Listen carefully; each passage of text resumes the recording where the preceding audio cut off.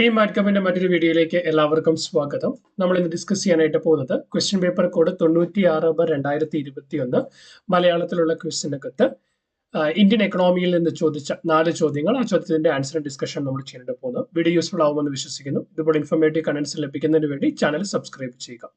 So ഒന്നാമത്തെ ചോദ്യം എന്ന് പറയുന്നത്, first question was, which of the following objectives are related to the Fiscal Responsibility and Budget Management Act, that is FRBMA Act of 2003 are correct?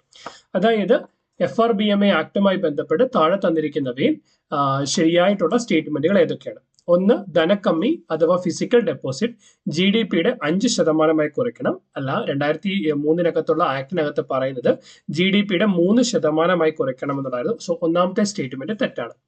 2, revenue കമ്മി പൂർണ്ണമായും ഇല്ലാതാക്കണം, അതായത് complete elimination of the revenue deficit, അത് ശരിയാണ്, അതിന്റെ ഒരു ലക്ഷ്യമായിരുന്നു. മൂന്നാമത്തെ, സാമ്പത്തിക പ്രവർത്തനങ്ങളിൽ കൂടുതൽ സുതാര്യത വേണം, greater transparency in physical operations.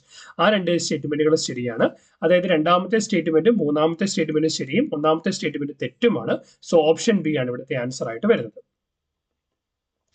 താഴെ പറയുന്നവയിൽ നിന്ന് ഫാക്ടർ വിലയ്ക്ക് NNP കണക്കാക്കുക. തന്നിരിക്കുന്നത് NNPയുടെ വിപണി വില 5000 കോടി, പരോക്ഷ നികുതി 400 കോടി, സബ്സിഡി 200 കോടി.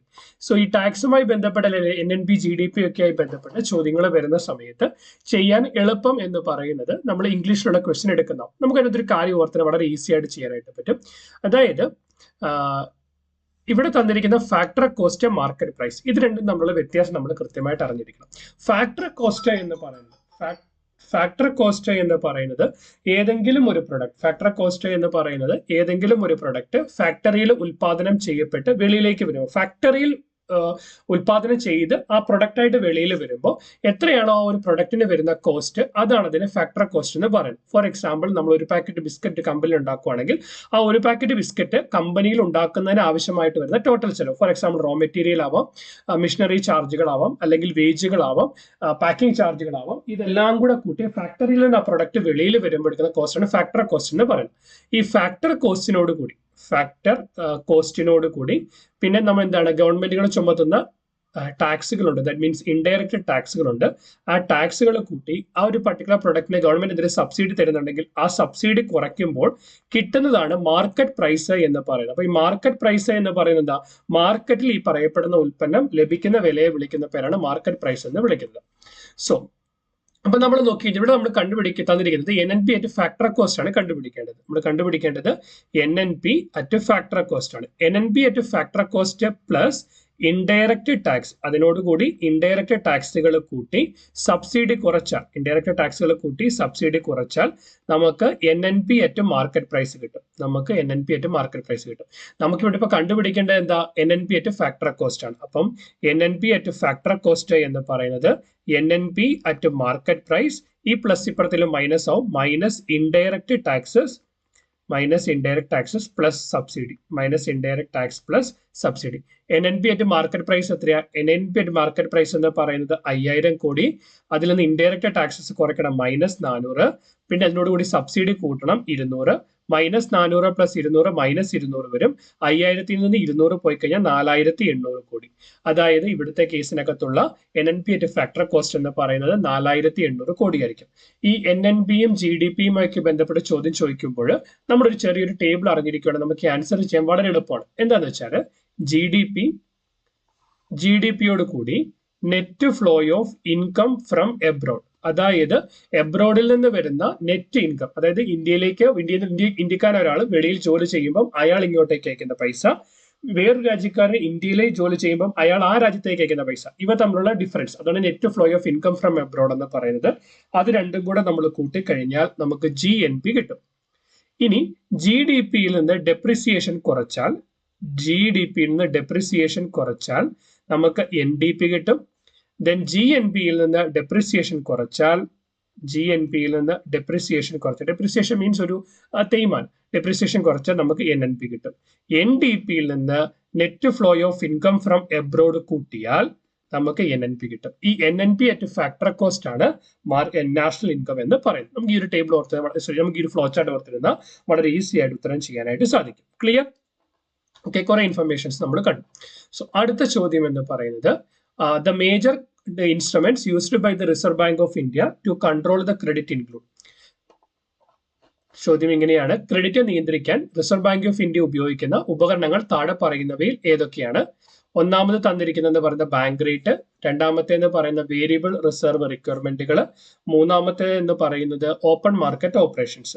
സോ നമ്മളിപ്പോൾ നോക്കുവാണെങ്കിൽ ഓരോന്നും എന്താ നമുക്ക് നോക്കാം. Basically reserve bank credit control, for example മാർക്കറ്റിൽ ഉള്ള ക്രെഡിറ്റ് കൺട്രോൾ ചെയ്യുന്നതിന് വേണ്ടി, അതായത് ക്രെഡിറ്റ് അവൈലബിൾ ആയിട്ടുള്ള മണി കൺട്രോൾ ചെയ്യുന്നതിന് വേണ്ടി ഉപയോഗിക്കുന്ന രണ്ട് തരം ടൂളുകളുണ്ട്. ഒന്നാമത്തെ ടൂളിനെ വിളിക്കുന്ന പേരാണ് ക്വാണ്ടിറ്റേറ്റീവ് ടൂൾ. Quantitative tool. രണ്ടാമത്തെ ടൂളാണ് ക്വാളിറ്റേറ്റീവ് ടൂൾ. സോ ക്വാണ്ടിറ്റേറ്റീവ് ടൂളിനകത്ത് വരുന്ന ഒന്നാമത്തെ കാര്യമാണ് ബാങ്ക് റേറ്റ് എന്ന് പറയുന്നത്.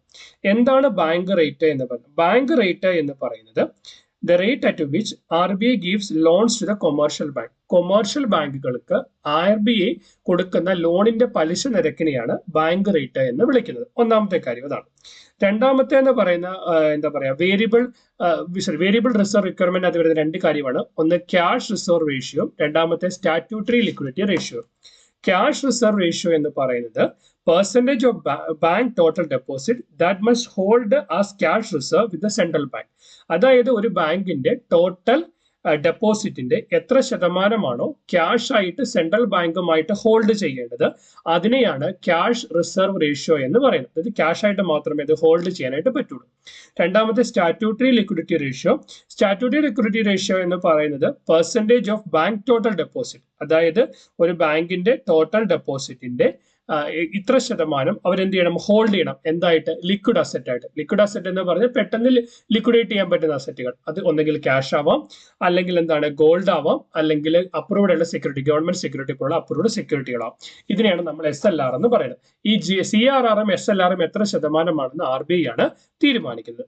പിന്നെ വരുന്ന രണ്ട് കാര്യമാണ് ലിക്വിഡിറ്റി അഡ്ജസ്റ്റ്മെന്റ് ഫെസിലിറ്റി, LIF എന്ന് പറയും. ലിക്വിഡിറ്റി അതായത് മാർക്കറ്റിലുള്ള ലിക്വിഡിറ്റി, അതായത് മാർക്കറ്റിലുള്ള ലിക്വിഡിറ്റി, ഫോർ എക്സാമ്പിൾ എത്രത്തോളം മണി സപ്ലൈ ഉണ്ട്, അല്ലെങ്കിൽ ലിക്വിഡ് ക്യാഷിന്റെ അളവ് എത്രയുണ്ട്, അതിനെ അഡ്ജസ്റ്റ് ചെയ്യാൻ വേണ്ടി ഉപയോഗിക്കുന്ന രണ്ട് ലിക്വിഡിറ്റി അഡ്ജസ്റ്റ്മെന്റ് ഫെസിലിറ്റികളുണ്ട്. ഒന്നെന്ന് പറയുന്നത് റിപ്പോ റേറ്റ്, രണ്ടാമത്തെ പറയുന്നത് reverse repo rate. Reverse repo rate. എന്താ റിപ്പോ റേറ്റ് എന്ന് പറഞ്ഞാൽ rate at which RBI give short term loans to its clients. അതായത് RBI അവരുടെ ക്ലയന്റുകൾക്ക് ഷോർട്ട് ടൈമിലേക്ക് കൊടുക്കുന്ന ലോണിന് RBI ചുമത്തുന്ന ഇൻട്രസ്റ്റ് ആണ് റിപ്പോ റേറ്റ് എന്ന് പറയുന്നത്.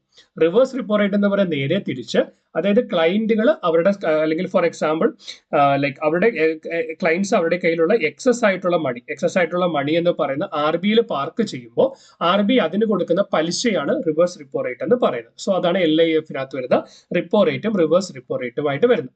പിന്നെ വരുന്നതാണ് open market operation. Open market operation direct ആയിട്ട് RBI മാർക്കറ്റിൽ ഇന്ററാക്ട് ചെയ്ത് ഒന്നെങ്കിൽ ഗവൺമെന്റ് സെക്യൂരിറ്റി സെല്ല് ചെയ്യുകയോ ഗവൺമെന്റ് സെക്യൂരിറ്റി പർച്ചേസ് ചെയ്യുകയോ ചെയ്ത് മണി സപ്ലൈ അല്ലെങ്കിൽ ക്രെഡിറ്റിനെ കൺട്രോൾ ചെയ്തു. ഇത്രയും കാര്യങ്ങളാണ് എന്ത് ക്വാണ്ടിറ്റേറ്റീവ് ടൂളിനകത്ത് വരുന്നത്. സോ ഈ മൂന്ന് ടൂളുകളും വരും. വേറെ ടൂളുകളുണ്ട്, അവയെ വിളിക്കുന്ന ക്വാളിറ്റേറ്റീവ് ടൂൾ. ക്വാളിറ്റേറ്റീവ് ടൂൾ എന്ന് പറയുന്നത് ഒന്നായിട്ട് വരുന്നതാണ് റേഷനിങ് ഓഫ് ദ ക്രെഡിറ്റ്. എന്താ റേഷനിങ് ഓഫ് ദ ക്രെഡിറ്റ് എന്ന് പറഞ്ഞു കഴിഞ്ഞാൽ ഓരോ ബാങ്കുകൾക്കും അവൈലബിൾ ആയിട്ടുള്ള ക്യാഷിന്റെ അളവിനെ ലിമിറ്റ് ചെയ്യുന്നു. That mean limit the amount that is available for each bank. രണ്ടാമത്തേന്ന് പറയുന്നത് മോറൽ സുവേഷൻ ആണ്. മോറൽ സുവേഷൻ എന്ന് പറയുന്നത് അവര് എന്താ പറയുക, ഫോർ എക്സാമ്പിൾ ഒരു പ്രോപ്പർ ഗൈഡ് ലൈൻസുകൾ ഓരോ ബാങ്കുകൾക്കും RBI പ്രൊവൈഡ് ചെയ്യുന്നതാണ് മോറൽ സുവേഷനകത്ത് വരുന്നത്. മൂന്നാമത്തെ ഡയറക്റ്റ് ആക്ഷൻ, RBI പറയുന്ന കണ്ടീഷൻസ് അക്കംപ്ലൈൻ ചെയ്യുന്നില്ല എങ്കിൽ പണിഷ്മെന്റുകൾ ഇമ്പോസ് ചെയ്യുന്നു, പെനാൽറ്റിയുടെ ഫോമിൽ പണിഷ്മെന്റുകൾ ഇമ്പോസ് ചെയ്യുന്നു.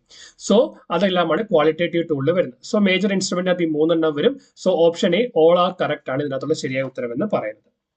അടുത്ത ചോദ്യം, among the major objectives of some 5-year plans in India, which one is in a correct ascending or chronological order? തന്നിരിക്കുന്നതിൽ കറക്റ്റ് ക്രോണോളജിക്കൽ ഓർഡറിലുള്ളത് ഏതാണ്? ഒന്നാമത്തേതെന്ന് പറയുന്നത് ഇൻക്ലൂസീവ് ഗ്രോത്ത് ആണ്. ഇൻക്ലൂസീവ് ഗ്രോത്ത് എന്ന് പറയുന്നത് 2007 മുതൽ 2012 വരെ ഉണ്ടായിരുന്ന 11ാമത് 5-year പ്ലാനിനകത്തുള്ളതാണ്. റാപ്പിഡ് ഇൻഡസ്ട്രിയലൈസേഷൻ നമുക്കറിയാം, രണ്ടാമത്തേതാണ് 1956 മുതൽ 61 വരെ ഉണ്ടായിരുന്ന സെക്കൻഡ് 5-year പ്ലാനിനകത്താണ്. അഗ്രികൾച്ചറിന് ഏറ്റവും അധികം ഇമ്പോർട്ടൻസ് കൊടുത്ത ഫസ്റ്റ് 5-year പ്ലാനാണ് 1951 മുതൽ 56 വരെ first 5-year plan. Next one poverty eradication, ദാരിദ്ര്യ നിർമ്മാർജ്ജനം. അത് ബേസിക്കലി 1974 മുതൽ 79 വരെ ഫിഫ്ത്ത് 5-year പ്ലാനിന്റെ സമയത്താണ്. അത് വല്ലാണ്ട് പോവർട്ടി ദാരിദ്ര്യം നിലനിന്ന സമയത്ത് ഇമ്പോസ് ചെയ്തൊരെണ്ണമാണ്. സോ നമ്മളിവിടെ നോക്കുമ്പോൾ ഏറ്റവും ആദ്യത്തെ എന്ന് പറഞ്ഞ 3, പിന്നെ 2, then 4, then 1. ഓപ്ഷൻ ബി ആണ് ഇവിടുത്തെ ആൻസർ എന്ന് പറയുന്നത്. സോ ഈ ക്വസ്റ്റ്യൻ പേപ്പറിനകത്ത് ഡിഗ്രി ലെവൽ എക്സാമിനകത്ത് ക്വസ്റ്റ്യൻ പേപ്പറിനകത്ത് ഇക്കണോമിക്സ് പാർട്ടിൽ നിന്ന് ചോദിച്ച എല്ലാ ചോദ്യങ്ങളും നമ്മൾ ഡിസ്കസ് ചെയ്ത് കഴിഞ്ഞു. 4 ചോദ്യങ്ങളാണ്, ബട്ട് വളരെ ഡീറ്റെയിൽ ആയിട്ട് നമ്മൾ ഡിസ്കസ് ചെയ്തു എന്ന് വിചാരിക്കുന്നു. ക്ലാസ് യൂസ്ഫുൾ ആണെന്ന് വിശ്വസിക്കുന്നു. ഇതുപോലെ ഇൻഫോർമേറ്റീവ് കണ്ടന്റ്സ് ലഭിക്കുന്നതിന് ചാനൽ സബ്സ്ക്രൈബ് ചെയ്യുക. ക്ലാസ്സിനെ ഇപ്പോൾ അഭിപ്രായം മറക്കാതെ കമന്റ് ചെയ്യുക. എല്ലാവരിലേക്ക് ലിങ്ക് കൂടി അയച്ചു കൊടുക്കുക. Keep watching, keep learning. Thanks for watching. By.